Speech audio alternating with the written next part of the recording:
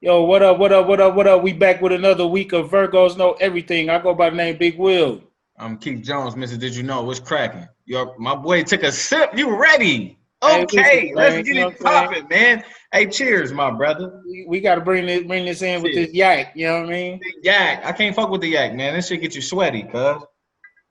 All liquor get you sweaty, fam. No, it don't. No, it don't, man. That yak got so much sugar in it, man. It makes you sweat. Your hangovers or worse than if you drink vodka or tequila. It's just the sugar content in it, man. You got to quit drinking the yak, brother. Nah, Although I ain't gonna lie to you, yak is good. I like Douce. Uh, I'll probably do Hennessy before I do Douce because Douce is a little sweeter. I But like Remy. Remy's good. Was that the 1942?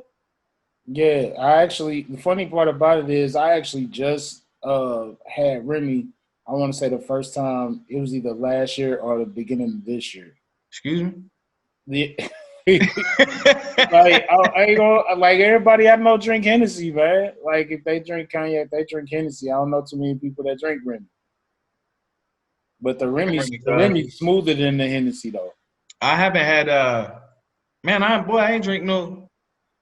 I ain't drank Hennessy in a minute, bro. It's been quite a while. You know what I'm saying? I done had some Jack Daniels. I done had some dark, but I ain't had no Hennessy in a while. It's been a See, while. and you drink that Tito's. That Tito's don't get me drunk, bro. Like I don't know what you're doing, man. You're doing something different. I don't know, man. I got to drink a lot of it, You're doing and something different. it just don't get me where I'm trying to go, That ain't your cousin. That's my cousin. You know what I'm saying? Tito's Tito's last name is Jones, nigga. man. Nigga. I thought you was Irish, nigga. I am. I am. We listen. We changed our name. We changed our name to Jones. You know what I'm saying? We are Irish. Though. I drink all that shit. I drink whiskey, cuz Scotch. Scotch is one of my favorites, man. It's a Belvini 14 year. It's fire, man. It's pretty This fire. nigga weird, man. No, Hey, facts. We just got a decanter, man. I'm gonna go get me some Belvini probably next week so I can put it in the decanter so I can put it on my wine cabinet, bro. It's gonna be lit in here, bro. nigga trying to get classy and shit, man. I've been drinking. Hilarious. Ain't no niggas Hey, I've have been drinking scotch class. for a while, bro. I've been drinking scotch for a long. The homie put me on the scotch. He had a taste testing at his crib. My homie Chester, bro.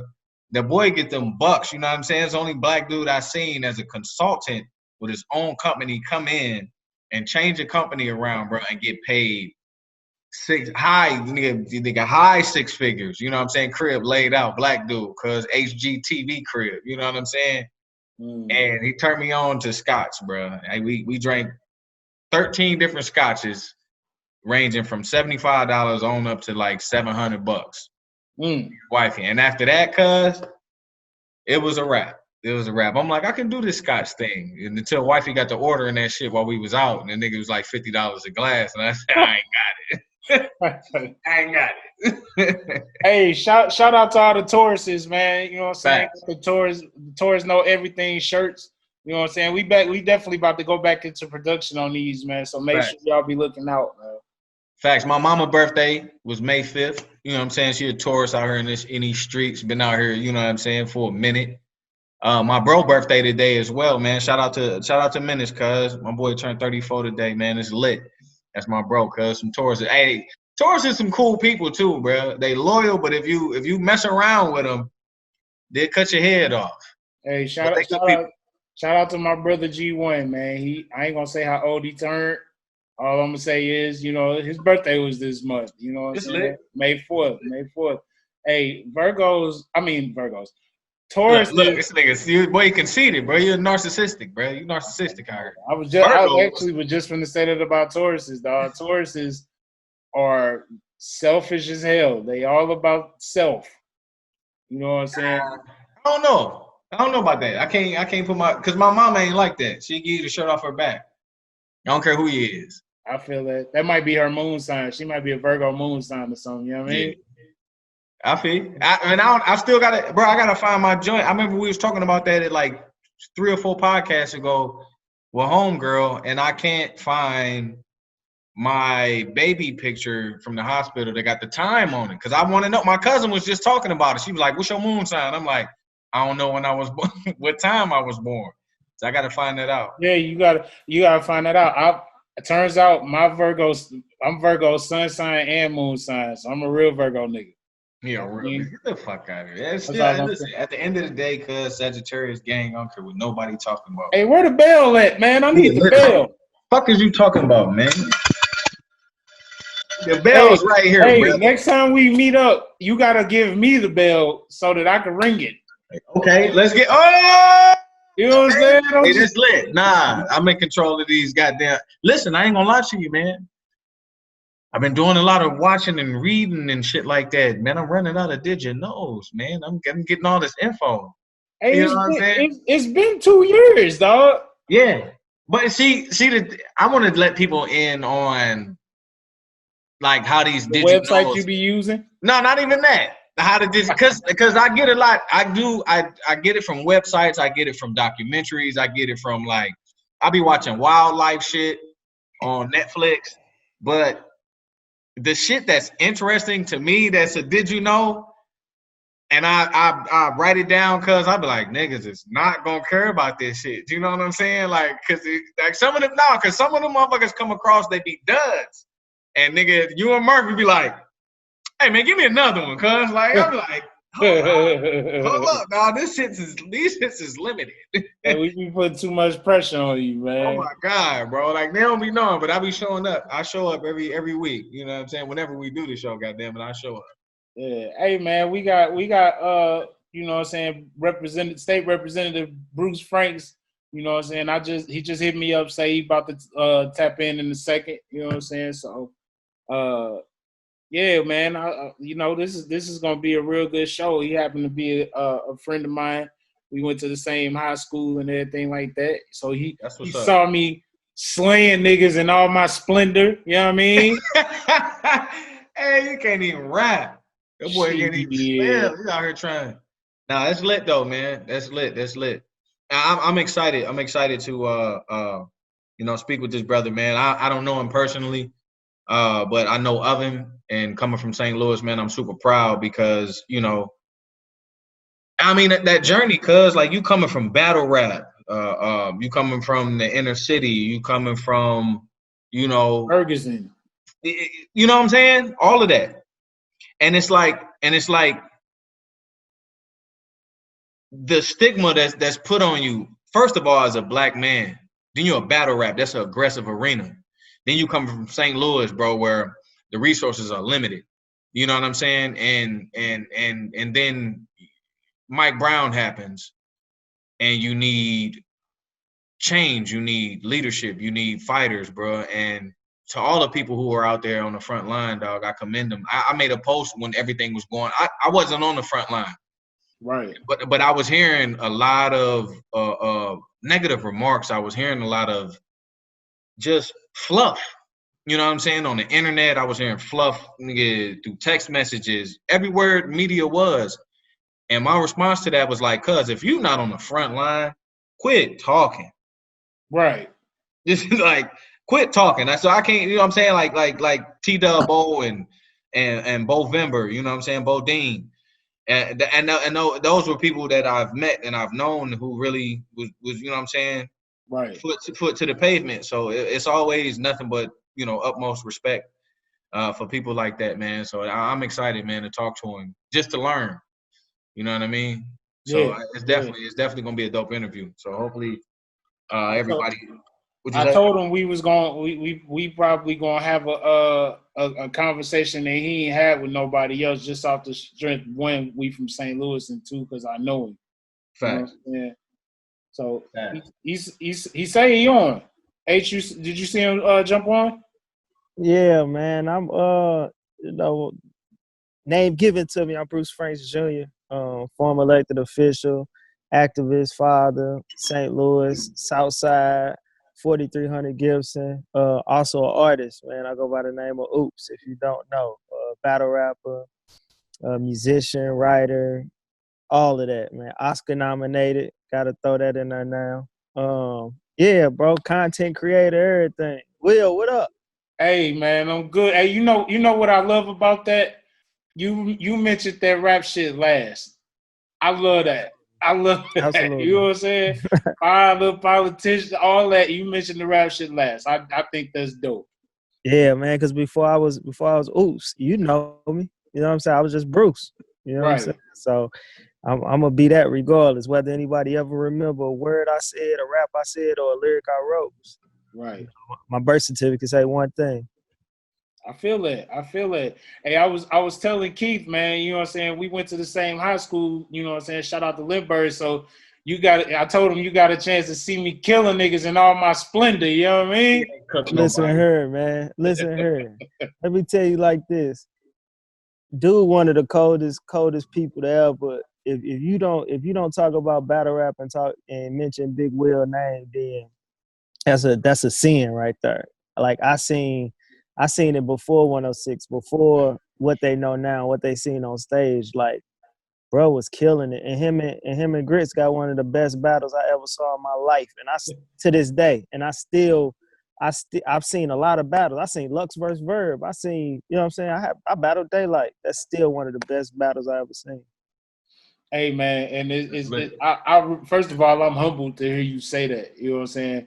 And I tell niggas all the time, like I can count the amount of people that I feel got me, and Grits got me. Man, He got me. Chris got busy. But he was the new nigga in the school though, so I didn't know what he could do. You know what I'm saying? That's the story you was telling, bro. Yeah, because I was the guy. Like they put him in my direction, and I didn't know what he could do. That nigga, man, he snuck up on me. He got me. Yeah, he knew what he was going up against. Yeah, he knew what he had to take down that mountain. So it was fire though. It was a good battle on both sides, but Grits definitely ain't come to play. Right. Yeah, I wanna start off with, you know, I guess where the world would kind of know. Well, let's start off with where St. Louis know you from. You know what I'm saying? You had a really, really dope run in the clubs. You know what I'm saying? Yeah, kind of man. familiarize people with what you did as far as the club and the St. Louis local scene. Yeah, man. I came out. I was late blooming, you know, when it come to rapping. You knew, like I was in choir in high school. You know what I'm saying? That's what I was worried about. So when I got out, I got into music late, but I picked up with a fast pace. 2006. Excuse me. I start doing music seriously. Won a DTP contest. Won Dirty DJs contest at the time. Dirty DJs was the biggest coalition in St. Louis. Like you couldn't get nothing played without going through them. And Pro Jocks. And so I won that contest. And I had a song called Louis Dip that killed the club. Had a song called Snap Your Neck that aired, you know, that was my first radio hit. And then I just kept on going after that and just did a lot of stuff locally. And then I moved to Atlanta, and then that's where kind of like my songwriting and stuff like that picked up. Okay. And you told me as far as you coming down here to Atlanta, you got a chance to work with some artists, and you ghost wrote for some people. And I ain't gonna put you on blast as far as who you ghost wrote for, but Right. Can you at least tell us some of the artists that you may have worked with? Man, I got to work with Waka and Slim Duncan. You know what I'm saying? Waka hopped on. Yeah, man, that was and outside of that, we was family. Like they treated me like family down there. So, you know, that was rest in peace Dunk, rest in peace Mario. But yeah, Waka hopped on Louis Dip remix. A lot of people didn't know that. No charge, no nothing, just because he rocked with the song. And that was at a time when he had just got through doing the remix of Oh Let's Do It with Diddy. You know what I'm saying? And so able to work with Waka, able to work with Slim Duncan, able to work with Jazzy Faye, a lot of good producers. Special group that we started down there called Weirdo, where we was writing songs and had a bunch of different placement with a bunch of different artists. Was fortunate enough to be in a studio with Carrie Hilson, Esther Dean, Lloyd, just to name a few of the people. You know what I'm saying? Roscoe Dash. So. Damn, so you was in the studio with everybody who was popping at that time. Yeah, man. And at first it was just like this, like it was just seeing it was wild. You know what I'm saying? Like being down there and just being able to see it, being able to be here and be like, but I really attest a lot of that, all of that to Sheep, who was our manager, Eugene Smoke. May he rest in peace, passed away a few years ago. In our group that we had, Charnel and Tim, Repo and Charnel, we had a group called Weirdo, and our producers was Track Killers, and they was linked with everybody. They was doing beats, writing songs, everything. And to this day, they still, rock. Then wrote for Chris Brown, 7th Streeter, beats for Cardi B, Nicki Minaj. You know what I'm saying? Some of everybody. So, yeah. So was it like as far as those moments, bro? Getting in the studio with big names like that. Was it like, what was the preparation like? You know what I'm saying? Because I know it could be, you could be you know what I'm saying? It could be a nervous moment. You know what I'm saying? Because it's big names, bro. And you have to produce. So what kind of held you down in those moments? Being with Charnel and Tim, man, like we was partners. This is what when you heard Jimmy Jam and Terry Lewis, when you heard a lot of these big names who, you can't say one without the other. That's how we were. Yeah. And Charnel had that writing already in her. So she gave us the confidence. But preparation always came from us and what we did at our personal studio. You know what I'm saying? Like what we built, the songs that we had was timeless, and it took a lot of work and effort in that, but it was never really any nervousness there because at the end of the day, we was artists too. Yeah. You know what I'm saying? And so you gotta, in that moment, you can't be nervous. It's like you being a rookie and you finally getting the game. You get that shot. You know what I'm saying? Yeah, you ain't got time for butterflies, dog. You ain't got time for butterflies. You got to get them open shots, make them passes. And that's one thing about us, man. When it came to Weirdo, when it came to what we did, we recorded and wrote all day. We would get up 3 a.m. Our studio, it was this big condo, right? Yeah. In Bankhead on Simpson Road. You hear T.I. talk a lot about Simpson Road, right on Simpson Road. And it was 3 stories. We all had rooms. We all was comfortable. At any given time, you could just hear the speakers going. And we know that's like our alarm clock, 1 a.m, 10 a.m, come downstairs. I bet. It was like the bat signal. We knew where to come. And we just start creating. That's dope. That's dope. It's different. Like different stuff really comes out of when you got that young energy and you can dedicate your entire existence to just that goal. You know what I'm saying? But it gets different when you gotta work this job because you gotta pay bills and you got kids and you got kids. You know what I'm saying? You got a girl, all that shit. It changes the creative process. And it was, you know what, bro? You're right. It's so weird for me though because when I went down there, my girl at the time, who's the mother of one of my daughters, she came with me. I had already had my oldest child, right? So when I got down there, it wasn't, oh, we just finna work. My first day down there, Tim took me to Gucci Mane house. You know what I'm saying? I was playing basketball, Gucci Mane, Wacko, not Gucci Mane, but Wacko, Woo the Kid, all these cats who got names and who down there bubbling. Yeah. And I remember a week later telling Tim, like, man, I need a job. And his mama was one of the head people at Brandsmart. So she ended up giving me a gig at Brandsmart. Then my girl, when she came down, I got her gig at Brandsmart. So it was like I was working 8 hours a day, get off at 6 o'clock, walk right into the studio, be in the studio from 6 to 1, 2 in the morning, go to be back at work at 8 o'clock. You know what I'm saying? That's where we at now. That's where we at now. So I definitely understand that. Yeah, I think it's crazy. I think like younger artists, at least when I was a younger artist, I didn't know how small that window was. Whereas I could give music my all, my day to day. I could give you. I thought it would last forever. You know what I'm saying? Niggas start getting responsibilities and obligations. Well, I wish we could have it back, boy. Because when you're in that moment, you like, all right, we're making music. Bet I could do this for the rest of.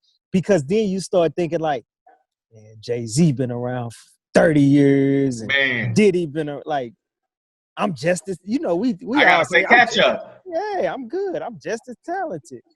Mhm. Man, and it's about that opportunity. One thing I could say about myself, bro, is that I seized every moment and I took advantage of every opportunity. And it might not be the opportunity. It's not always the opportunity you want or you see for yourself, right? It's really in taking that hand that you dealt and still getting 10 books out of it. You know what I'm saying? Yeah. Even when you only got 2 spades. And that's Facts. exactly, I spent a lot of time in my music career doing that. And I think that's why I've been so consistently, bro. I stayed in the eye of St. Louis music without having like a super duper major deal on the table, or without having that crazy song that was killing every market, or without having that budget that a lot of folks had, right? But when you mentioned that St. Louis realm, then you couldn't mention it without mentioning my name, without mentioning the songs that I did and the work that I put in. Hey, side note, they still doing your dance in St. Louis, dog. You go to St. Louis, you go to the club, they still doing your dance or They a still, variation of it. real talk. That's a fact. That's definitely a So fact. what what was the reason why you, in your opinion, or were you offered any major deals?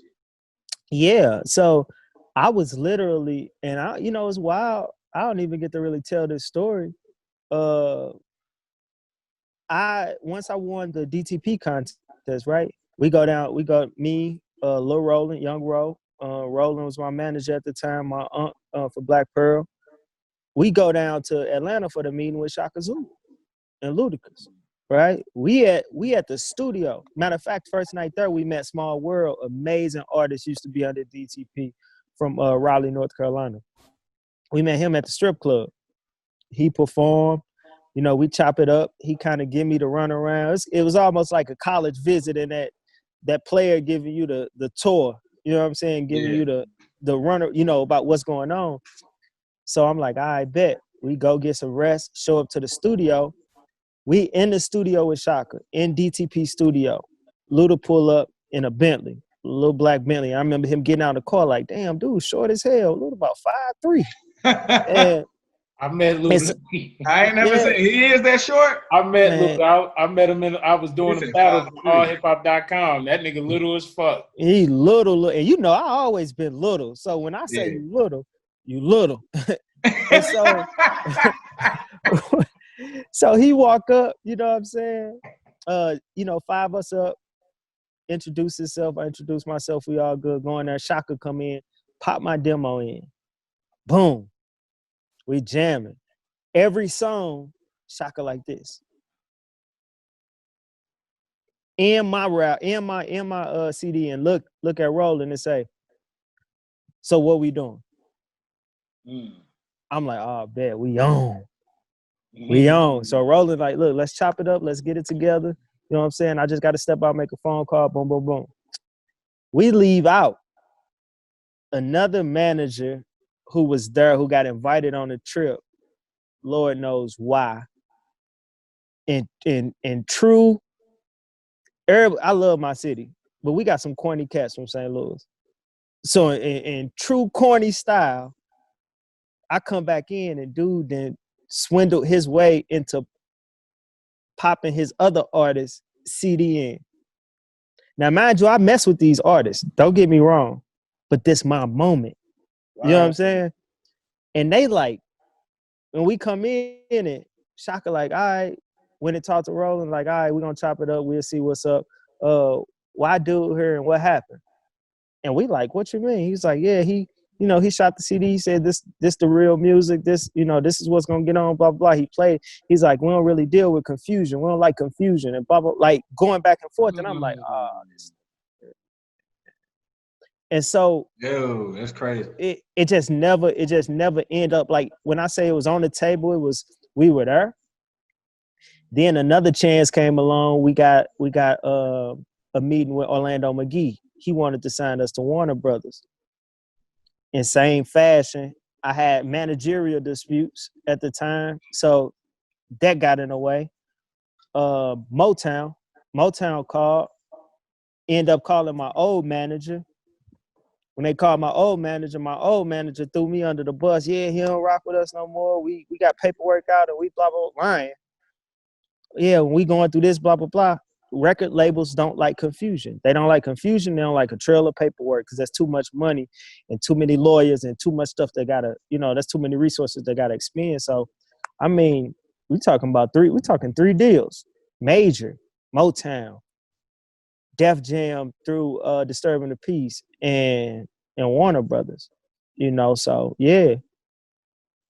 Damn. And the thing is, I'm pretty like a lot of people that heard the stories of me, you know what I'm saying, and what happened when I went to the when I was up for labels and shit like that. So is like is bittersweet to hear somebody that can relate to what happened to me. Yeah, real talk. You know what I'm Real saying? talk. I honestly, I didn't even know that you was up for that many days. I was living in Atlanta, but I got news from Atlanta that your shit was rocking as hard as it did. But I didn't know that you had no situations on the table like that. You know what's wild, bro? And when we came in around that time, that was right at the end of the big deals. Remember, cats used to get millions of dollars At the 50. without a single. Mm-hmm. They could just we can mold them into we can you know what I'm saying, we could do. How many artists we see in St. Louis sometimes that I knew them personally, but a lot of people didn't know them and they came out of nowhere. A lot of us knew Jaquan, but when Quan came out, we was like, hold on, he took the world by storm. Where come from? Yeah, Huey was the same way. You know what I'm saying? Huey come out, you like, hold on, everybody know LJ, like that's my little cousin. But at the end of the day, it's like, oh, and he came out and jammed. When we was at that point, bro, we was at that end point where they was like, yeah, you got to come in here basically with everything. You got to come in here with your music sounding A1, production, which you should anyway. But we need marketing. How have you worked this market? You got this many spins. And we was like, damn, that's what we got the talent. We trying to get the bigger platform. And so we was right at that end where they was like, nah, we ain't giving out $1 million no more. You'd be lucky to get 100,000. Mm-hmm. Mm-hmm. So after, you know what I'm saying, so you had the 3 situations. They didn't pan out. Mm-hmm. What was next? Because that was like 08, 09. You know? So what was next for Oops between that time and the time that you kind of like really emerged on the scene? Man, I hooked up with a cat from Beats and Rhymes named Brian Hamilton. And he is in charge. They started a company, and basically what they do is they license music. They got producers, they got artists, they got everything. And then what they'll do is if they find an artist that has that creative sense, they'll say, hey, I got these beats, right? I got these beats. Let's say Fresh Prince, for example, right? Fresh Prince TV show looking for a new theme song. So they give you the vibe, but they give you maybe some of the wording they want in there and and you use your creative sense to put it together. And so I got they needed one for Blue Mountain State, which was used to be a football TV show back in the day, back in 06, 07, 08, 09. And then it started playing across seas. And so when they came to me about that, and I wrote I Go Hard. And that was my first placement. And then went on Blue Mountain State. And then I wrote when I came back to St. Louis, and that was that 2010 area, 2010, 2011. I wrote Ready for the World. And that got placed, and it got placed on VH1 for what's the show? Black Ink, All of the Love and Hip Hop's Basketball Wives, played on ESPN, and played in the 2012 Olympics too, on a couple commercials. So I was getting that, like that was my first taste of placement money, and I'm signed with ASCAP, so I was getting random checks, and I'm like, hold on, how this work? I said, dude, you hear about it, every artist signed up for ASCAP, but ASCAP is like the NBA. You love to play basketball. When you come out of high school, everybody who can play wants to go to the NBA, but only a handful of them are going to go, right? And that's how it was with ASCAP. Like, all of us sign up with ASCAP, but how many of us are really going to get checks? Yeah. You know what I'm saying? And I was fortunate enough to be one of those few that you know, my ink and my pen was able to get me some residual income where I could take care of these crumb snatchers. How many babies you got, brother? I got 5, man. I got 4 girls, and I got my baby boy King, man. Best job in the world I got. You know, being a father, it's nothing else like it. I can't, shouts out to our mothers. I love y'all. I can't speak to that. You know what I'm saying? Nothing but love and respect. But I know me personally as a man, as a father, it is the greatest job. It is one of the hardest jobs, especially when you're extremely present in your kid's life. But it's the greatest job I got, dog. I wouldn't trade it for the world. They can have everything. They can have all this shit back. But at the end of the day. Yeah, I was gonna ask you, because I mean, your journey is multi-layered. You're a multi-layered human being, my brother, which we all are. You know what I'm saying? But like you've tapped into your potential. You know what I'm saying? And I wanted to ask you, pertaining to your journey, what kind of impact do you hope to have on your children? Man, I hope to have the type of impact where my kids want to wake up every day and make the world better than it was when they went to sleep. And that sounds so cliche because we often say that, right? But at the end of the day, like, when you talk about legacy, my favorite musical is Hamilton, right? And in Hamilton, at the end, he say, legacy is planting a seed in a garden that you'll never get to see grow. And for me, legacy is fighting a battle in a war where you'll never get to see the outcome. How many of us are really willing to give our all and fight these battles, bro, that we know we're not going to see the end?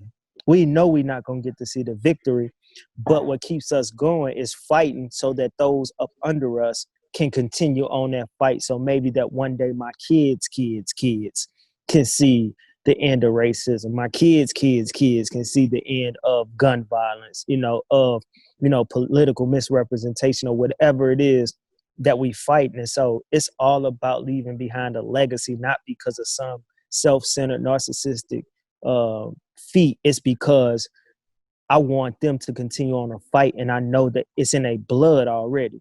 Yeah. Right? It's already in their DNA. And my kids have shown it already, from my 6-year-old to my 16-year-old. They all got a fight in them there. I tell people all the time, y'all was worried about me. I started this fight when I was 29. Like, before that, I ain't know nothing about none of this. My kids start now at 6, 7, 8. That's who you got to worry about. It's like a personal aspect of life insurance. You know what I'm saying? Like the things, like my father passed a year ago. Well, a little bit over a year ago on his birthday in February last year. But like, the things that my father used to tell me, because I never really took them in. Right. You know what I'm saying? But subconsciously, I took them in. And now that he's gone and I can tap into him and use him as a resource, those things pop up. And it's like, okay, they build me for what I'm going. Like, all this stuff he used to tell me when I was a kid, it built me for now. Right. You know what I'm saying? So I understand like that. I get it, bro. And I don't have any children yet, but I get it. You know what I'm saying? But I do have a lot that I want to teach. You know what I'm saying? Especially if I had some younger ones. So I understand. I get it, bro. That's deep. That's fine. Yeah, man. So, 2014. Man. My life changed. Michael Brown is gunned down in the middle of the streets by a police officer. Body laid out over 3 hours. 4.5, yep. 4.5 hours. And it's crazy because when I talk to people about this that was there, like right now, I straight see the pain in your eyes, bro. You know what I'm saying? Today, bro, Mike Brown would have been 24 today, bro. I saw you post that. But I wanted to ask you, what made you say, I got to do something? Man, to this day, my answer changes every time somebody asks me that, because I always think of something that was happening then, or something that sparked me. But ultimately, bro, it was, you know how they say people can't change overnight. That's the worst thing I ever heard, bro. Like, we should push back on that every day. August 8th, I was not the person I was on August 9th when Michael Brown was killed. I never knew what was coming August 9th. None of us knew. So a lot of us became totally different, because I wasn't an activist. I don't be out here fronting like I've been, woke forever, or been out here in the, protesting. I don't never stunt like that. The death of that young man, the tragic murder of that young man, is what sparked me. And I always have pain talking about it, because at the end of the day, I would give all of this back and go back to just being oops with a couple businesses, raising his family on the South Side, to bring Mike Brown back. My son, Mike Brown was killed August 9, 2014. My son was born August 9, 2013. My son turned 1 year old when Michael Brown was killed. I was blowing up balloons for his first birthday when I looked online and saw my homie Tef Poe send me, he didn't even send it to me, he just posted it. There's a picture of a man who we now know as Mike Brown's stepfather say, Ferguson police just killed my son. I put the phone down after that and said, damn, that's messed up. Like we do, because we so conditioned to believe that this stuff is normal, right? Used to it. Yeah, we used to it. We seen this. We just had a homeboy killed by the police 4 days ago, right? And we like, all right, well, we're gonna go to his funeral, we're gonna get t-shirts, and we're gonna do a candlelight. That was the routine. And I got back on social media, and I scrolled down the news feed on Twitter, and it was just pictures of his body on that ground, and he was just there. The video cameras was rolling, and he was there. And I couldn't think to myself, like, if this was anywhere else, bro, we went to Lindbergh High School in Sunset Hills. If this had happened out there, man, his body would have been up so fast, you wouldn't even been able to sneeze. It would have been contained and taken care of. And this would only happen in a community like ours. Even if it happens in the county, it happened in a community that was made up of us, that had the same challenges and barriers that we have, and mistrust with the police. And so when I saw that, I looked at my wife at the time, and I was like, man, I think I need to go out there. And she was like, if you feel you need to go out there, go out there. And I went out there. I didn't know what I was doing. I didn't know what I was going to get into. I felt like I had a little name in the city. Let me go out here and at least hug some people, at least talk to some people, because I seen it in their eyes. People was upset. And so when I got out there, I didn't know what I was going out there to do. I didn't know that all of this would come of that. I didn't know that that would spark all of this, because that's not why I went out there. I just went out there to show my love, to be present, and to provide whatever type of resource I can to anybody who was out there. I owned businesses at the time. I had a tax office and insurance company. And so it was more so me just saying, hey, I'm in the community, I'm here, whatever you need. But then that just sparked something else, man. And my whole mentality, my whole thought on life, my whole vision for the future just changed with the death of Michael Brown. That's why I always uplift his name, uplift who he is, uplift what he meant to us. He didn't have to know us. We didn't have to know him.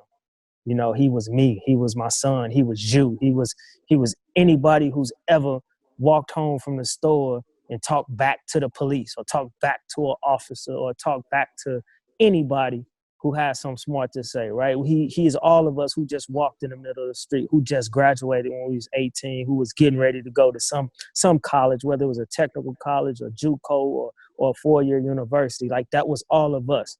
We all smoked weed. We all did something, right? He was all of us. That young man ain't do nothing to deserve what happened to him. And so that's, to this day, man, that's why I fight so hard. That's one of the reasons why I fight so hard. So I think for me, bro, so I feel you, because we've all been harassed. You know what I'm saying? For doing things that every race does at a young age, bro. As a teenager. You know what I'm saying?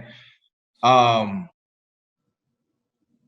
I just I don't know. I don't know if they'll ever get it though. You know what I'm saying? I don't know if they will ever get it, bro. Like you don't have to be afraid of us. You know what I'm saying? Me personally, I just think they're afraid of us because it's just unknown. They don't even want to take the time to understand who we are as a people, bro. And that's for me is minorities. You know what I'm saying? And I'm speaking to white people because, like, and it's not all white people because I don't care who you are, bro. I don't care what color you are, what creed, what ethnicity. I love you. There's good people and bad people in every race. Right. But I just think that white America, you know what I'm saying, they're afraid of us, bro. And And they, you don't have to be. you're not saying nothing wrong, bro. You're absolutely right. This my thing. I'm optimistic that they'll get it. They might not get it in my lifetime, Yeah. right? They might not even get it in my kids' lifetime. I have to be optimistic. I Yeah. have to think that way because the greatest power on earth is the thought that nothing will change. And imagine if we all felt that, you know what, it's gonna be the way it is. That's just what it is. Nobody has that fight in them. Yeah. If we don't, right? What are we fighting for then? And it's not my job to change. It's not my job to change the minds of white folks, right? It's my job to make you accept me for who I am. I'm a black man, unapologetically. You don't get to say, oh, I'm cool with him. He's one of my cool black friends and you don't rock with nobody else. You don't get to say, oh, well, you cool when you got a suit on when you was a state representative, but now that you back to, your jogging suits and rapping and blah, blah, blah. No. So when I came into the, jumping around here, but when I came into the House of Representatives, when I did all the stuff that I did it being exactly who I am right now. Yeah. Exactly what I look like right now, right? I saw the interviews. Yeah, it's definitely not going to be this, this plea for acceptance, right? This plea, I'm not dangerous. Now I'm not finna get on my knees and beg you to see that I'm not dangerous, but I'm gonna communicate with you to show you that I'm not dangerous. If you still think I'm dangerous after that, then that's some That's internal on things you. that you gotta deal with. Right. But I have to be personally, I can't speak for nobody else. I have to be optimistic because if I'm not, then my brain goes somewhere else. And then that fight isn't in me. You know what I'm saying? Because depression starts to settle in, anxiety starts to settle in. All these mental health issues that we have and we've been hoarding for so long in the black community for the last 400-500 years, all of that's generational. That gets passed down. And so that starts settling in when if I felt like there was nothing that could change, there was nothing that was going to happen. I've gotten to see a little bit of change. I've been part of a little bit of change. So that's where my optimism come in there because I've seen how it works. Yeah. And I know if I say all the time, I love, no, I don't. I love some of the people I worked with. Some of them I can't stand to this day and I never will. But some of the people I work with was fighters. But if it was 50, 60 of me in any realm, It'd be a wrap. it'd be a wrap. That's just how I feel. If it was 50 or 60 ready to get a life for our people, for our communities at all costs, whether it's activism, whether it's politics, no matter what it is. Not saying we going out there to be martyrs, but going out there giving our life at all costs, not in the sense of the physical sense, but I sacrificed everything to represent the people and fight for the people. I lost everything. Everything that I had, I basically lost. But at the end of the day, I knew what I was fighting for.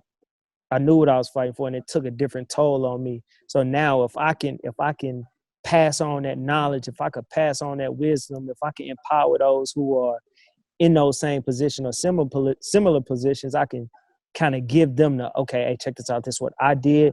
This what they got over on me. This what they came for me at. So you need to do this. You need to do that.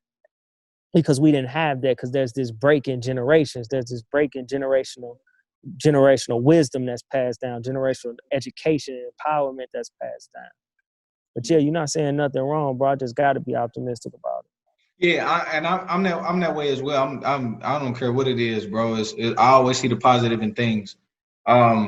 So I know you're gonna ask. I know Will gonna ask a fire ass question. My nigga got the question, but I just want. As far as did perception matter though, bro? From you coming from the battle rap realm into the politics world, did that take a toll on you? Did you go home at night and be like, yo, these niggas, I'm the oddball out the camp? No, because no, bro. No, I always been an oddball. I've always been the different one, right? Yeah. In high school, all my best friends played football and was stars. Like Yeah. they was athletes. I played because they was my friends and I wanted to do what my friends did. I didn't like football. Like I was 60 pounds. You know what I'm saying? Like, but I played because them was my partners. They was all going D1. They had NFL hopes. They was all that good.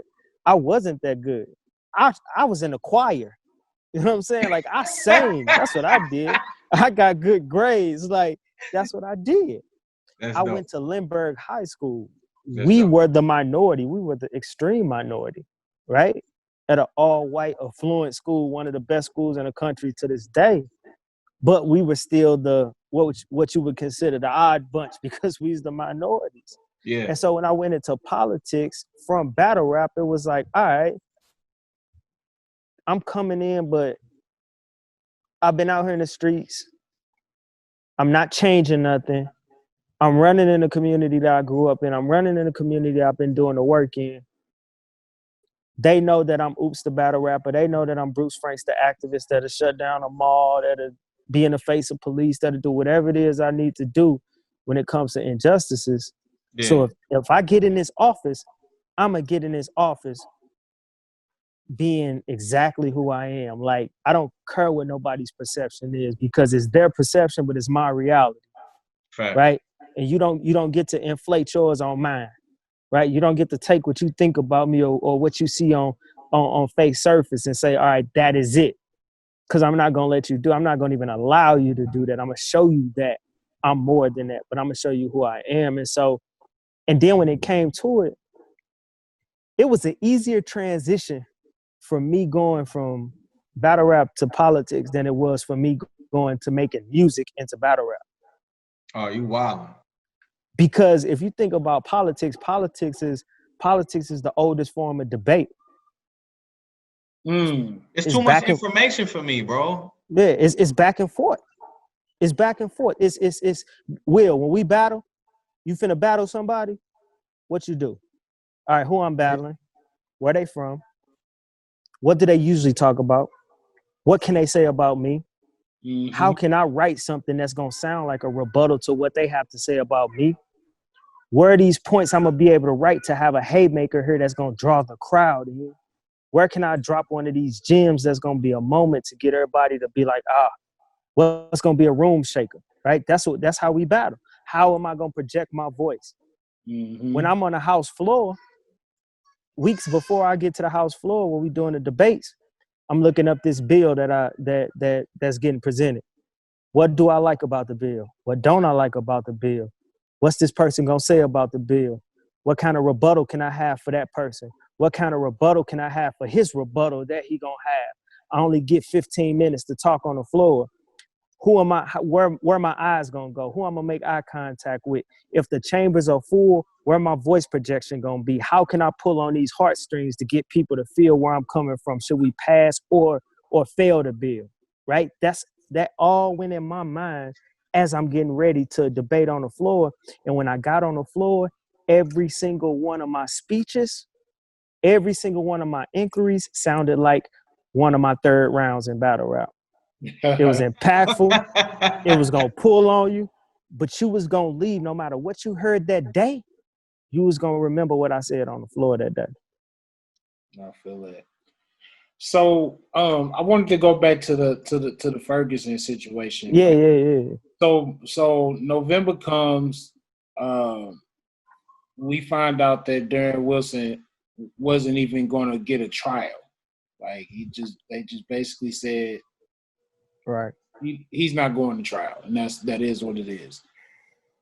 At any point, did you feel like everything that y'all had went through with the mace and the rubber bullets, and did you ever feel like all of that was for nothing at any point? No, because bro, it was still happening.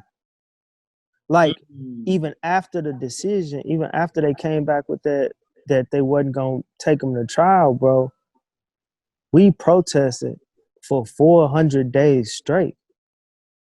People thought we left. People thought this was a fly-by-night because CNN left, Fox News left, MSNBC left. We didn't leave. We were still in front of the police station every night. We were still on West Florissant almost every night. And we still had almost every night having those encounters with police. And so even then, we didn't get that chance to step back and be like, oh man, we did this for nothing, because it was so continuous. And by the time we got done, 2014 into 2015, now we figuring out the work we're gonna do, because we don't got time we ain't even got time to lick our wounds, right? We just got to keep moving while we still bleeding and not bandage. And so we started to organize. We started to become leaders of organizations, start initiatives, mentorings, because by now it wasn't just police accountability or police misconduct, police brutality, or police murders. We was paying attention to what was going on in our communities, and we knew we had to do both, right? We knew we had to provide those resources in our community so that we could try to curb gun violence, curb some of the stuff that was going on, while still fighting against police, while still fighting a system that wasn't built for us. What would you say to people that say that protesting don't do anything? I would tell them that protesting is, we have a long way to go in America for Black folks.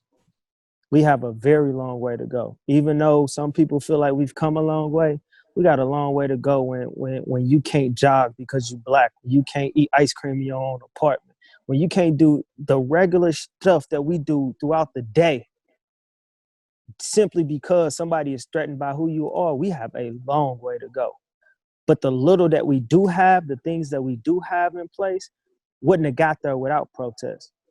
Our right to vote wouldn't have got there without protest. Our us exercising every single amendment that we are afforded wouldn't have got there. We wouldn't have been able to do it as much as we can do it now, even though it's still issues, challenges, and barriers, without protest. People think of protests a lot of times and they think about marching. They think about boycotts. It's a trillion ways to protest. It's a trillion ways to bring light to something, right? To bring light to something that's happening that you don't agree with, that you want to get a multitude of people to. People don't even understand. Every single one of my third rounds in battle rap since 2014 has been a protest to battle rap. Has been me saying, you know what? It was me doing. It was my kneeling, right? Although I did it before that. It was me kneeling during a football game. Yeah, we playing football. Yeah, we make millions of dollars, but let me bring some attention to something that y'all not paying attention to as an organization. And that's how it is in battle. My third rounds are going to be that way because that's my protest saying we have a stage and millions of people are going to watch some of us battle. What are we going to say that's going to impact them when they leave or when they stop watching this on YouTube, because they have to go back to regular life too. They get to live vicariously through us, and we might be the only Bible that they read. We might be the only politician that they see. We might be the only mentor that these folks get. So what are we going to say in this 3 minutes, in this 2.5 minutes? And so there are a million ways to protest. And I tell people that all the time. I tell them that protests don't just look like Martin Luther King. It don't look like Medgar Evers. It don't look just like the NAACP. What the Black Panthers was doing was a protest. What any one of our leaders and all of our leaders that was doing throughout these times, the way they brought light, is a protest. Us running for office against all odds is a protest, right? Like me going to a system that I don't believe in, that I don't trust, but doing it because I want to represent my people. And who better to be there than somebody that comes from the community, that walks, talks, looks, feels, and been through the same challenges and barriers of his community. That's a protest, right? So when people say that we don't get nothing from protests, I would ask them, what do we get from nothing? When we did nothing, what did we get? Okay. A lot of the works aren't seen, bro. You know what I'm saying? And that's dude, and I think that's with any facet of life, because you don't see, when you go to sleep, you don't see the people working. You know what I'm saying? Like social media controls so much of the narrative, bro, that they may not shine. Shit gets skipped over. Man, and you know what's bothersome to me is while we talking about protests, the first thing that I had to do this to one of my partners today, and I had to tag him, I had to sting him on social media, but he made the comment on social media, so that's sometimes you got to have those public debates. And he said, yeah, I see him protesting. I just wish they'd do that for the folks dying in our community. When we was protesting, bro, police deaths, when parents couldn't pay for those funerals, we was out raising monies with buckets for funerals. When they wanted to have a repast and they wanted to have gatherings with their family, Mama Cat, one of the mothers of our movement, who is a chef who thrives on feeding people. That's her whole nourishment, right? That's what she do. She got pot bangers where they feed the homeless and provide our house with resources. She was doing repasses, bro. Like, we are literally showing up, helping serve food at repasses of our kids who are getting killed, our people who are getting killed. When we was protesting the Stockley verdict, when we was shutting down the highway, we was shut down the police station. And then on Sunday, we got with the Urban League, we got with Slate Organization, we got with all these people who could provide jobs. And we went to the north side and hit door to door, asking people what type of resources they need, giving them access to different resources that they may not know are available. So when people talk that, oh, protesters don't only protest, no, that's what gets shown in the news. That's what's attractive to the news and social media, is when we show up for this. When we show up for this, we ain't got a bunch of cameras out. Ain't nobody trying to do no interviews then. Yeah, just working, just grinding. That's working. As far as like resources for the Black community, like what are your thoughts or your next steps or ideas on, raising awareness for mental health and the mental health resources in the Black community? Man, in order to apply mental health resources, so when we take these approaches, right, we have to identify what the issue is. The issue is let's talk about mental health in our community. Once we identify what it is, we have to be able to communicate exactly what we are going through. And so first is this education about what mental health is, what we are dealing with, because we haven't even had that talk before we even get to the actual resources that are implemented, which is education about mental health is a resource within itself. Right? So educating us about what PTSD, what anxiety looks like, what trauma looks like. When you can't sit at a Cardinals baseball game because they hit home runs, and when they hit the home run, a firework pop off and you jumping, that's PTSD. Yeah. And I ain't talking about an Army veteran, which they suffer from PTSD. Different form. PTSD, I'm talking about the kids from the Cochran and from the Peabody who live right here, who just walking down the street, that live close enough to Busch Stadium to hear it and don't know if it's some big ass gun going off or Mark McGwire hit a home run. You know what I'm saying? So when you talk about the education, that's the first thing. Getting us educated about what it is. And then getting those who suffer from PTSD, those who suffer from mental health issues, bro, in our community. Those who suffer from it and are willing to have the conversation, who are vulnerable enough to have that conversation, because that's what's going to make people more comfortable. I found the more I talk about it, the more I am real with people, the more they reach out to me, the more they come to me and say, oh, bro, I'm glad you said it. I was going through that 2 years ago. I've been going through this. Or I have every day I have 3 to 4 conversations with people across the world that want to talk about different mental health issues, because they find somebody that's relatable, that they just feel confident in talking to, right? Once we identify that, then we could talk about those resources. We could talk about bringing those resource clinics. We need to do it anyway. But now we'll have people actually coming through those doors, right? Because if we put it there and then they don't come, now the system looking at us crazy. Yeah. And so that way, if we get people comfortable enough to say, hey, this is what I'm dealing with, let people know what they're dealing with, inform and educate. Because what I found out is the more I talk to us, Black folks specifically, the more they don't know about mental health. But as I talk to them, they're like, oh, that's what I'm going through. That's what I identify with. Oh, damn, I got anxiety, which most of us do have some form of anxiety, right? Yeah. Most of us do have some form of PTSD. Think about going to funerals that shouldn't be a normal, right? Bro, I've been to in my lifetime, I've been to 200 funerals. My brother was the first funeral I ever went to in 1991, bro. He got killed when he was 9 years old. Imagine those days that we have when we lost that loved one, and we remember that day. Every year we remember that day. We feel some type of way that day. Yeah. Our whole mood is off that day most of the time. So imagine having 200 days like that out of the year. Yeah. Imagine having 100 plus days like that out of the year where, damn, my grandma died on this day. My Gail died on this day. And my best friend died on this day. My brother died on this day. My brother died on June 7th. That's coming up. And so that's trauma. That's trauma. And that's trauma every time we re-traumatize.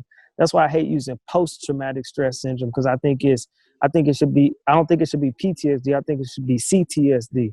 And that's continuous traumatic stress syndrome, because post is after the trauma. You ain't even, and then you don't even, you say the day that they die, shit, that the birthdays is hard too. Yeah, it's crazy. Birthdays, once you fork in the birthdays, the day they die, and holidays, you don't got no risk. I'm not even gonna front with you, bro. I didn't identify that I was having anxiety or even PTSD or things like that until maybe like a year and a half ago. You know what I'm saying? In my adult, nigga, I'm 34. You know what I'm saying? I've lived around all around St. Louis, man. Meacham Park. I'm from Meacham Park. I lived in Bell Fountain. I lived in the city. I lived in everywhere. I've lived everywhere, bro. And I moved out to Lake St. Louis in like 2014, and it was too quiet for me, bro. Yes. Any tic tac. I'm at the crib, army rolling with the strap on me, peeking out the window like, cuz somebody, and nobody's out there, bro. Nobody out there. And I had to get used to it. I had to become accustomed to calmness, peace, quiet. You know what I'm saying? And at that moment, bro, I knew I was like, nigga, something ain't right. You know what I'm saying?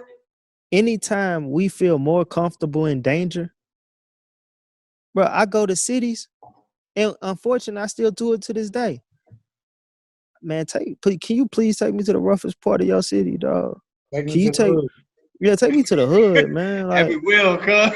Yeah, take me to the hood, because I ain't like that. I don't even want to, because listen, I went to a video shoot, cuz, in Dalewood, and niggas had 50 straps. I say, cuz, I'm looking at Gage and Will. I say, cuz, I got the strap on. I say, am I about to shoot one of these niggas, bro? Like, and I don't, but that's the culture of our city, bro. Like, it's normal. When I hear, I can distinguish firecrackers from gunshots, bro. That's how normal it is. I got my homeboy, shout out to Rob, man. That nigga used to always say, I need to hear gunshots to go to sleep. That shit crazy. Man, when I got to Atlanta, you think of Atlanta, and I'm like, all right, Atlanta is a black city, Make right? it Like, epic though. bet. Let me go tap into. And the first play, like I'm with them, like I'm in the mix. You know what I'm saying? I'm out in College Park. I'm in all these different spots, right? Yeah. But when I went to Baltimore, I was like, man, you ain't even have to say take me to because the whole thing was the hood, and I felt so comfortable. Yeah. I seen a whole fight, and then a shootout happened before I even went into this conference, and the white folks like, oh, where we? And I'm like, man, look, it's cool. They shooting down there, man. They ain't no, you know what I'm saying? They ain't even I'm looking at their posture there. They shooting down there. They ain't even trying to kill each other neither. Normal, bro. Like, that's not normal. And you know what, Bruce? Crazy thing is, man, I took my lady to St. Louis, I want to say last month. And Delwood is a war zone now. That's Like, crazy. not like 10, 15, 20 years ago, Delwood was a place that you wanted to live. That's like where you lived when you kind of had a little paper. You weren't rich. Paper. You had a little paper. Yeah, that's where the black folks could go. But That's where we could go and win. But my point behind that is, when I heard the shots that they was letting off, I realized that I've been away from the bullshit for too long. Too long. You know what I'm saying? Because I was like, all right, babe, they shooting, let's go in the crib. My brother's still sitting out on the porch. Yeah. We didn't go in the house until we heard shots whistling through the leaves. That's when it was time for him to go in the house. And I don't know if that's youth or if it's the fact that I'm removed from it because I got a chance to see other shit.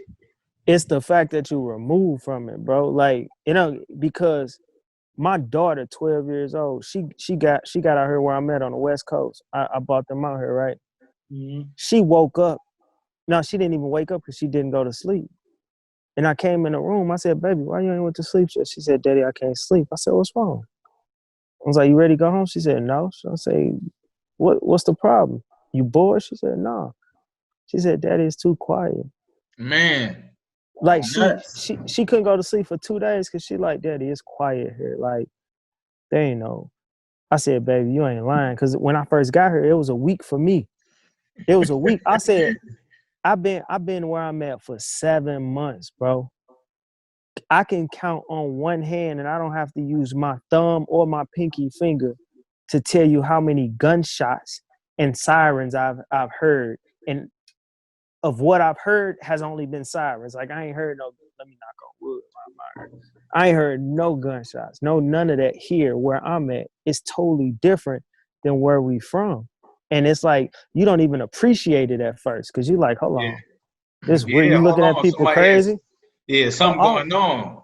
An officer pulled me over to welcome me to the neighborhood. Man, quit playing.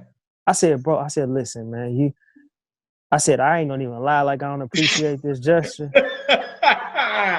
But you are a white officer in a predominantly white community, Latino community, pulling over a black man, driving a nice car. I'm already on tilt. Like, you don't know me from a can of paint. I don't know you.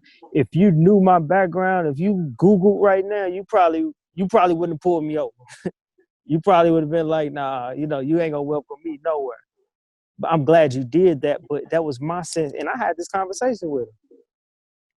But that was my sense of, damn, like, I'm really on edge. Like, I really come home and don't take the same way home. I really still go into restaurants and count how many steps it is to my seat and make sure I sit my back to the wall just in case everything go crazy. I get pepper spray, tear gas, whatever. I could make it to the door without even seeing nothing in the room. Like, that's real.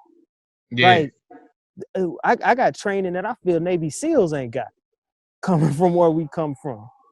Bro, we was in a group chat and we was talking about this, and I told the whole squad, I say, bro, every time I go into a place, I create an exit strategy.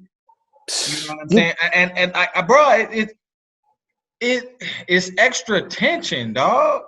Yeah, and it's so much stress. I don't go into places that only have one way in, one way out. I leave right out the spot. I don't know when that's gonna get deprogrammed or if it will ever get deprogrammed. Yeah. You know, after 7 months, I'm just now relaxing and settling, realizing, you know what? As much as I love my city, man, I love my city. I love my city. I love my city. The world know that. I damn near lost my life a couple times for my city. But Yeah. at the end of the day, like I've come to appreciate this because of where I come from. I've come to appreciate peace, You what peace deserve looks peace. like. You deserve peace, Man, bro. bro, we do. Not only do we deserve peace, bro, we deserve to thrive. I hate when we talk in survival mode. And we have to. It's nothing against us for doing it. Why do we have to just survive? Why can't we thrive? Why can't I be able to go out and just spend money and come back and be like, you know what? Yeah, cool, we cool, babe. What you want to do today? You want to hop up and leave? Cool, I bet. Boom, boom, boom. Boy, Oh yeah, I want to freedom. walk here, do what I need to do. My kids Freedom. here, my kids don't have a want in the world. My kids don't have a want in the world. Daddy, can we go? Can we have? Can we? Yes, yes, yes. Want to know why? It's not being capitalistic and all this other stuff, which I agree with the issues with capitalism. But on the same hand, I know what I had to grow up doing. You don't want them to go through that. I'm not finna put my kids through that to teach them some punk ass lesson. I'm gonna teach them lessons while making sure they know that it's okay to live comfortably. It's okay to be black and live comfortably. You don't have to struggle. You don't have to Yeah. struggle. Some of us did have to struggle, but if you don't have to struggle, then don't struggle. Cause ain't nothing cool in, oh man, Hey, struggling to get by. my honest opinion, bro, if our parents could do better, they would have done better. Absolutely. Absolutely. Man, my mama's the greatest person to walk the face of this earth, and I'll fight anybody that say differently. But at From the my end of the mama's side. day, at the end of the day, I know the resources my mama had. I know for a fact if she could give me everything, she would. That's why I work so hard to give my kids the things that me, my brother, my sister, my big brother passed away, what we didn't have. That Yeah. didn't never take away from our parents and how they raised us. But on the same hand, it's like it's learning from what we saw. And our Mhm. parents, now, most of the time didn't do nothing wrong. It was just Yeah. they was victim of circumstances, Yeah. right? And so when I could change my circumstances, I did. Not saying that everybody has that ability to, but my hope, my goal, and my fight comes with me helping people recognize that ability or provide resources so they can have that ability to do whatever it is they need to do to flourish and not just survive. Yeah, that's lit. Hold on. I want to ask you one more thing about Ferguson because you know what I'm saying you had so much shit that I want to talk about and we don't got a whole lot of time, so I All good. did want to ask you Be right back. with with Darren Wilson and a lot of other people, and rest in peace to Darren Wilson, with Darren Seals. a lot of other Ferguson activists who was one by one getting picked off, and all of their deaths were suspicious. Did you feel at a certain point that they was coming for you? So I always felt like I was being gunned for, just like so many of us out there when you in the light and when you out there fighting. Uh, I felt more gunned for in politics than anything because it's such a dirty game. During Ferguson and during, everything that we went through and afterwards, this is what I'll say to those deaths and what happened and what perceived to happen. I can't tell you what happened to nobody, right? I don't know. What I will say is that some of those cases were suicide, some of them there was question. Darren, Darren Seals, rest in peace, that was my brother. Um, there was questions around all of the deaths. What I'll say is those who fell victim to the woes of the world and felt like the way out was self-medicating and went into depression and went into these different mental health issues that we have, I feel like if we take away from they struggle with, for lack of a better term, I want to say conspiracy theories in this realm, we don't recognize that struggle that they went through. One of the hardest things is being a activist and continuing doing this work while you traumatized, while you depressed, right? While you still have real life going on. And unfortunately, suicide is a real thing, right? And yes, there will be questions because of the work that we did, because of what we represented. And I'm not here to say that this happened or this didn't happen, right? Because I don't know. Everybody's feelings are valid because we know it's happened. It's been happening since the beginning of time to our Black leaders. So I would be a fool to sit here and think that that isn't a possibility. But on the same hand, the other possibility is that this really did happen the way that it's been formed out. And if it did happen this way, how are we going to attack that? How are we going to attack the issues that activists are going through when it comes to the same thing we just talked about with depression, mental health, so on and so forth, and even physical health when we talk about people like Erica Gardner, Eric Garner's daughter, who was a friend of mine as well, who passed away due to heart complications, right? Who passed away due to health issues. And so I'm with you.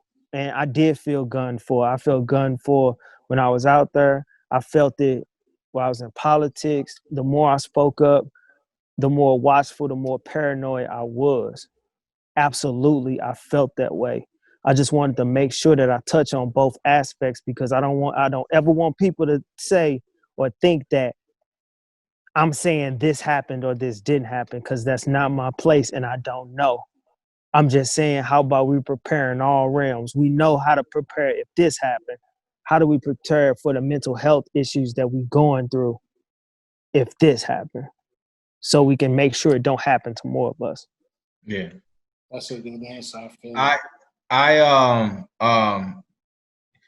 I don't know, and Will tell you, bro. I'm kind of a wild. I used to be a wild card, bro. Like I just a hothead wop, and because I had a lot of things that I was dealing with within myself that I never tapped into to even try to pick apart.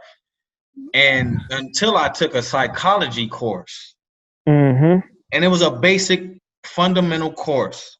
And after I took that course, bro, it helped me to understand that it's okay that everybody else has perspectives. It's okay that people have opinions and they feel the way that they feel. And I sincerely, like, I don't know, what I'm saying, whoever sees this, I sincerely encourage people to at least take a psychology course, because it helps you decipher what you're feeling and what other people feel as well. It helps you with openness, bro. And I think we need that between these races, because there's no bridge, bro. There's no bridge. Like you a bridge for us as Black people, because like you can help us become, that voice, and we can be heard. And plus, you're familiar. You know what I'm saying? A lot of these officers that are on this beat, that are patrolling our communities, they're not from the community, so they don't understand us as a people. Right. So I get it. I get why they're scared, and I get why you do what you do, bro, because you're trying to fill that void, that gap. So, man, we as a people, we got a lot of work to do, because all of us as humanity, we got a lot of work to do. It's not just solely on us. Because if we continue to do the work and nobody else continues to do the work, we're fighting against ourselves, bro. And motherfuckers don't understand that we are all one people, bro. I don't give a fuck what my parents raised me to never look at color, bro. They always raised me to look at the need. You know what I'm saying? They always, if somebody was hungry, my mom cooked.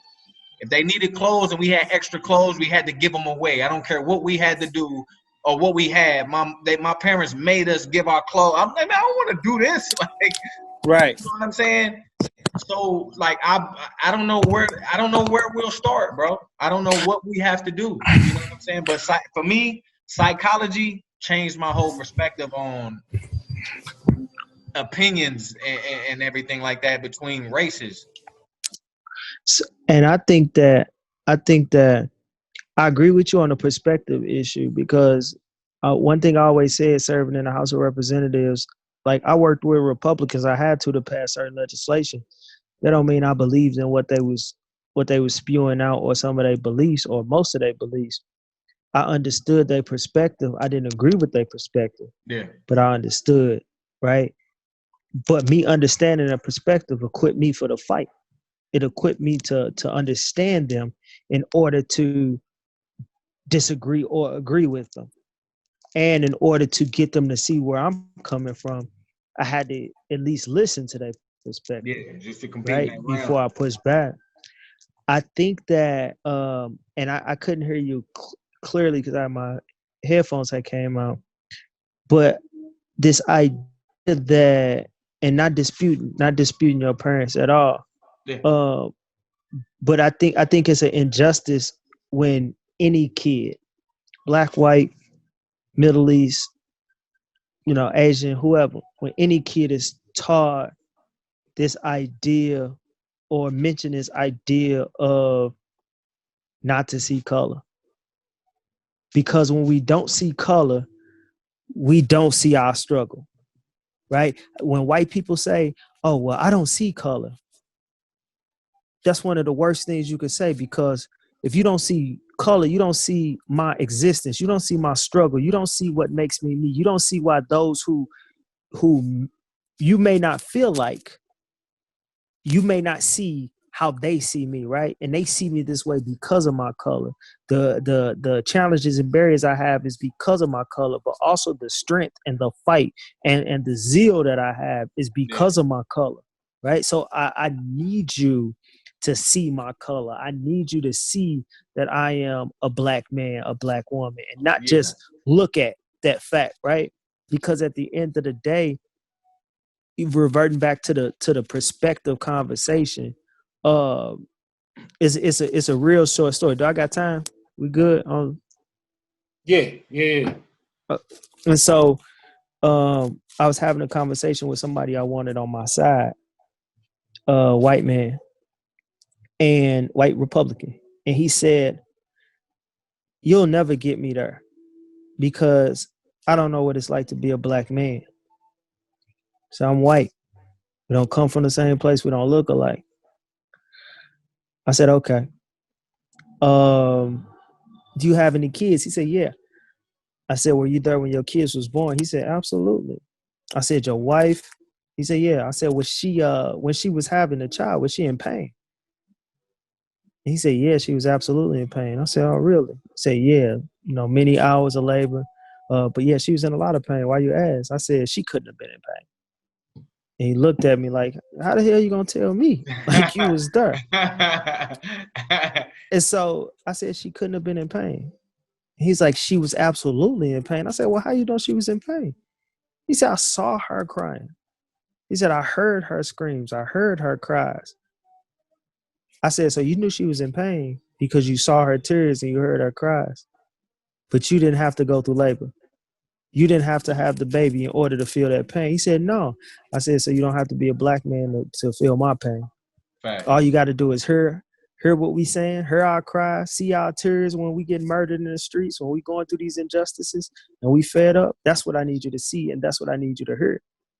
And now to this day, that particular person is not only a good friend of mine, but helped me do a lot of work when I was elected.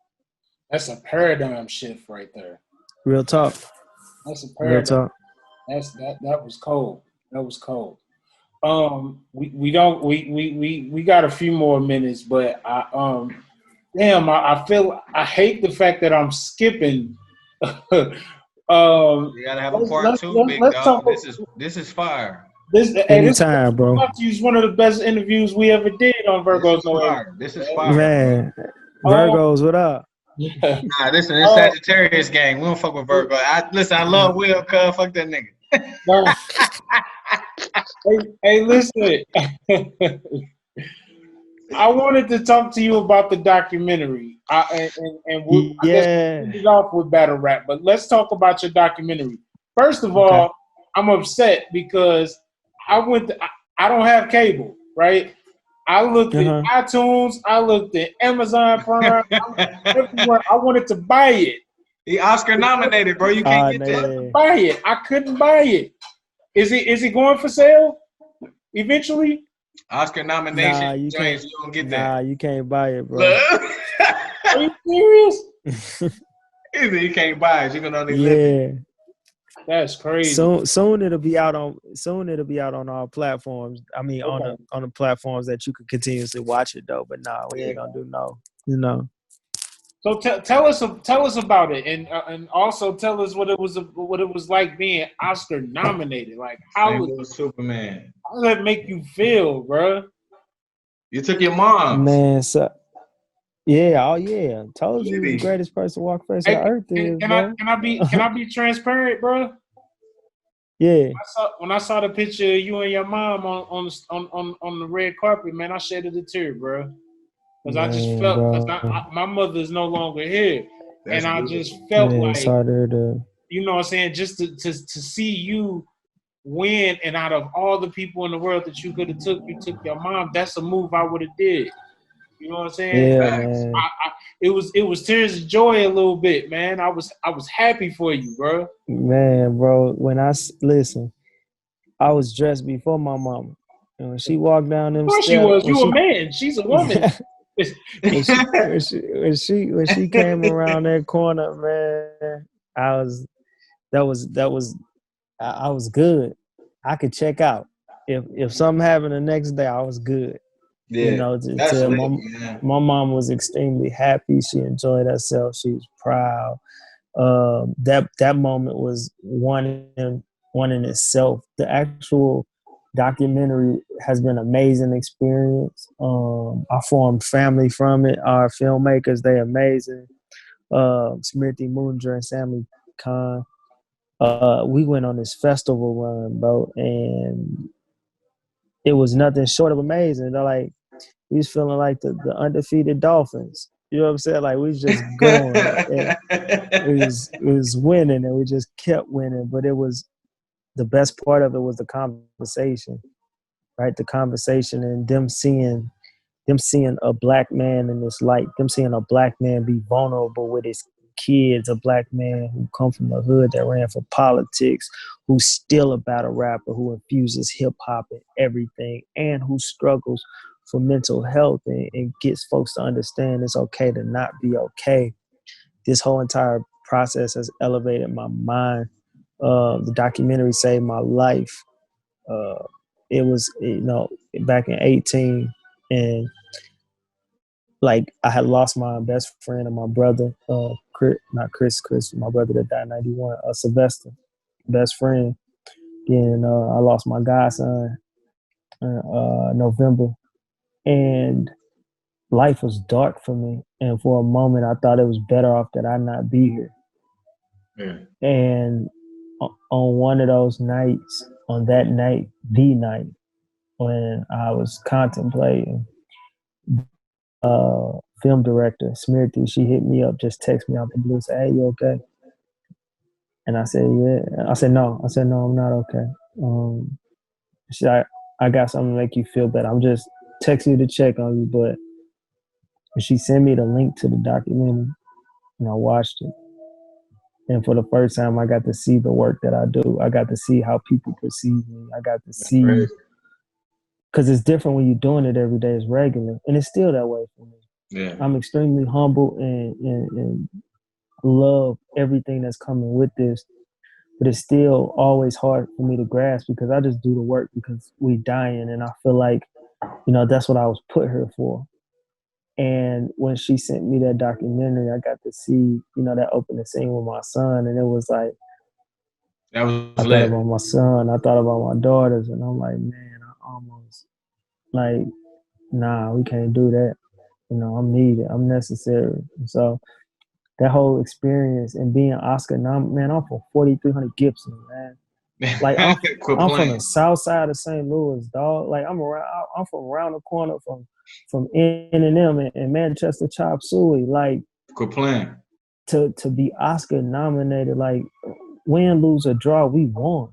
Facts. Right? Like we won. Like when folks see me on that red carpet, when they seen the pictures, those who come from where we come from, those who look like us, man, they felt they got nominated.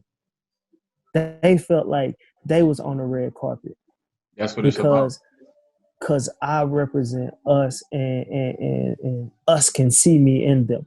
You know what I'm saying? And so that experience within itself, yeah, Oscar So White is super white. Do it need to change? Absolutely. And I'm here to help it change and help our stories get uplifted. But at that moment, that was something you couldn't take away from our team, especially a team nominated for an Oscar, where every single person,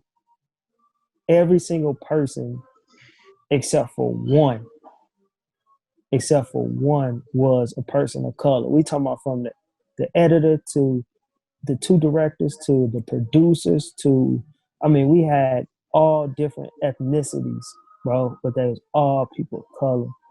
Yeah. And mostly women too. So to have that, to go in there with the, just a minority representation on the biggest stage in entertainment, like, we can't beat that, man. It's actors we've been watching for years never got nominated for an Oscar. Facts. And I got nominated for an Oscar for not playing Muhammad Ali, for not playing Malcolm X, but I got nominated for an Oscar for being me. For doing yourself, bro. Like just doing you. That's lit. Yeah, man. What's next for Bruce Franks, man? Bro, you gonna laugh at my answer. This nigga about the right card. You gotta have a book coming, Brody. Oh yeah, the book actually dropping. You know wild shit, is you? Huh? You know wild shit. I can't hear you. What you say, bro? I say you ain't finna do no wild shit. Ain't finna be no Kevin Gates type sex tape, but no wild shit. Nah, man. Any of that come out, it was before 2014, so I can't be held accountable. Hey, everybody got the porn on their phone, man. That's mine. My boy, that's mine. When people ask me that, bro, they say, "What's next?" I say everything, bro, because I'm doing so much, working with two gun violence prevention organizations, CJAF and Generation Progress. I'm working on another documentary. I'm working on an animated series called King and I, with my son and I having conversations that Black fathers got to have with their kids. There's a feature movie being done about me. I can't say too much about, but it's gonna be some people that we all love in the movie. And so a docu-series on battle rap and how to fuse battle rap and social activism, battle rap TV show that I created. That's kind of, well, I can't get the details because that ain't, but yeah, bro. Everything. Everybody get a chance to talk battle rap with you, dog. Listen, it gotta be a part two. Before we wrap it up, bro, I gotta play this or that with you. Okay, right? bet. Let's do it. So I'm gonna give you two options, my nigga. Pick one. All right, so battle rap or politics? Battle rap. Jeez. Interviews or speaking engagements? Speaking engagement. PB&J or grilled cheese, my dog. PB&J. You ain't gotta finish grilled cheese. Hey, that same niggas lives, bro. On my mama's side. Friday nights or Sunday mornings? Friday night. Okay. A layup or a three-pointer? 3-pointer. Jay-Z or Nas? I know Jay-Z is special to you. Okay. Jay-Z, yeah. Okay. The process or the end result? The process. Exercise or the diet? Exercise. Anita Baker or Patti LaBelle? What's up? Anita Baker. Savage. Yeah, you can't lose with Anita Baker on my mama's side. Yeah. All right, last one, big dog. The Chronic or Illmatic? They was 2 years apart. The Chronic? The Chronic. That's easy. That's not easy. I think it. Hey. Whether this hurts me in the long run or not. I like Nas. I think Nas is dope. Any lyricist will always have Nas up there. But Yeah. Illmatic was a dope album, but it was Overrated. it was overrated. Oh, y'all gotta chill. It didn't have that range. It didn't have that range that the Chronic had. You had people in New York. You had people, in New York bumping the Chronic. You had people across the United States. And not saying that nobody bumped Illmatic, but it was more cats in New York bumping the Chronic than it was New York than the opposite, right? I think that's debatable. But that's Nah, for another. That's for another podcast. But that's debatable. It's that's not. a that's a Selling fact, no bro. records when it came out. Wait, listen. Maybe Nas didn't have the marketing dollars behind it. Maybe Dre did. It's debatable. That doesn't negate the fact that nobody was bumping the Illmatic outside of New York. Maybe it didn't get there. It didn't reach. That ain't their fault. I can't tell you two songs on Illmatic. I feel you. Adrenaline Rush was better than Illmatic to me. Stop it, bro. But Adrenaline Rush was hard. I got my ass whooped over the CD. Because I stole my cousin's CD to listen to it on my motherfucking anti-skip Walkman, nigga, on the bus. On my mama's side. No, but it's been great, bro. Listen, man, this is my first time. I've always heard about you. I've always done shows in St. Louis, so I know everybody you know. You know what I'm saying? That's what's up, yeah. But it's a pleasure to meet you and talk to you, bro. It's been great. Salute, bro. Bro, it's an honor, cuz, and I wish you nothing but the best. And just keep striving, bro. Keep being that voice, man. You inspire me, bro. And I hope to talk to you much more because I want to learn from you, brother. Man, anytime, bro. Anytime. My line is open, man. I appreciate the platform. Man, definitely nice to be able to build, to be able to talk. And I think one of the greatest things about this is for the public to see Black men conversing and genuinely happy for each other. You know what I'm saying? Especially that's the conversation, from bro. St. Louis, bro. That's the conversation right there. And they don't know, and a lot of people, they don't know after this, but men will go back before 99. You know what I'm saying? Like, so this, I'm so proud of this brother, man, and everything that he's accomplished and what he did for battle rap, what he did for the culture. And this is his friend talking to him like, we ain't even got to have this, And so I don't think it's too many people more proud of him from that came from where we come from. They come from our school, outside my cousin Tucson Frank, but but outside of that, yeah, man, we appreciate you, bro. We appreciate you, and don't never think that you wasn't one of them guys, bro. That you ain't one of them staples. I don't care who mention your name or who don't. You know what I'm saying? Like that's without your name in a conversation ain't a conversation. Man, I really appreciate that, man. I swear I do. Don't understand, but look, we got to cut it short. I'm gonna make sure. Oh, good. You know what I'm gonna do? I want to get you, and you know what I'm saying. Keith can definitely be in on it, but he don't really pay attention to the battle rap side like I do. I cook both of y'all. We gotta have some conversations about battle rap, dog. We really gotta have a conversation about battle rap because you known for your third verses now, like. You know what I'm saying? That shit, your third verse Daylight and his third verse you, man, when I tell you that's what legends are made of, like that's what's up, bro. Bro, anytime. I'm ready for part 2, dog. Let's get it. I'm ready. Yeah, just let me know when. So tell everybody where they can get in touch with you before we let you go, brother. Man, check my social media out. I'm at Bruce Franks Jr. on everything, at Bruce Franks Jr. On Twitter, Instagram, everything. And that's the best way to just see what I got going on. Follow me, interact with me. It's all good. All right, so we're going to get up out of here. Walnut Park, stay classy. All right, y'all. Pleasure to meet you, bro. You have a good evening. Yes, sir.